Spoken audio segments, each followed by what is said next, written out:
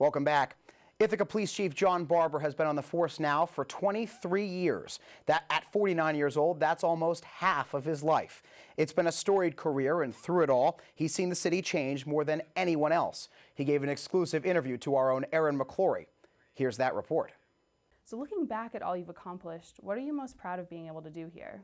I think affect change. I've also been able to hire some really good quality new officers. The vetting process for officers has changed drastically, and I've hired 28 police officers since I've been the chief.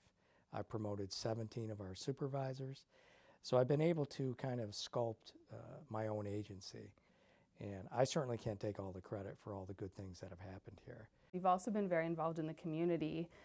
When you became chief, you said that it was one of your goals to improve community relations and really be involved with the community. Why was it so important to you to get involved in the community? Well, it's a tough time in policing right now. All you have to do is turn on the national news and you can hear about an event anywhere in this country where a police officer may have made a mistake, or the public doesn't truly understand the incident that they were involved in, especially if it's a use of force incident.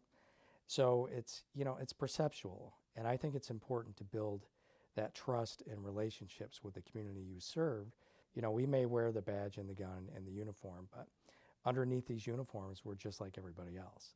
And our pants go on the same way as your pants, one leg at a time. And you've also done a lot of youth outreach. I have a couple pictures to help jog your memory here as we talk about it that you can take a look at, but sure. Just talk to me about some of these moments.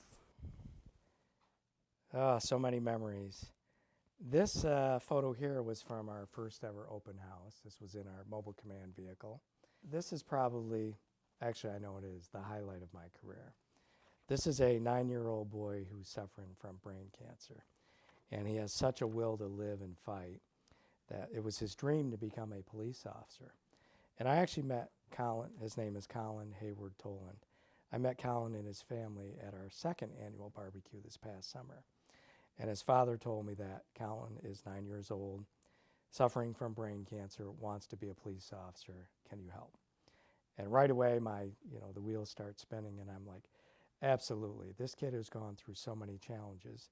And we kind of brainstormed and came up with an idea that we're going to swear him in as an honorary Ithaca police officer. And we had hundreds of people attend. And he swore to an oath and raised his right hand, and he is now an honorary police officer. And he spends quite a bit of time with us. And how did you come to this decision that now was the time for you to retire? I'm happy to be retiring on a high note. I've had a great career. I've worked with some fantastic people. The community's fantastic. There's just so much living to do that I want to do it while I'm fairly young and healthy. And, the department's in great shape. And there was some turbulent times here in our department and the community. And I feel like we've mended many of those fences. Talk to me about some of those hard times that you faced. Yeah, there was a bit of a divide in terms of race relations with the community. I think the police department, perhaps the image or the impression on the community was that we're simply here to enforce the law. There wasn't the level of a relationship that we have now, the understanding that we have now. And I'm not saying that all of our problems are solved and everything's wonderful in the land of Ithaca, but I'm saying that we've made great progress over the years and we've built plenty of bridges. How does being in law enforcement change you as a person? Does it change your outlook on life at all? Well, I'd be lying if I said it doesn't. I think sometimes you can get a little bit cynical in this job. We see some of the, people think this is Ithaca and nothing happens in Ithaca. I've seen some extreme violence in this community. Granted, it's only been pockets of crime over the years. I've seen some real hardship on families. I've seen some, terrible death scenes. There are things that leave an impact. And, a couple of years ago under my administration, I had a police officer take her own life. And that, hit home for me in terms of you have to make sure that the officers are well cared for, especially their mental health.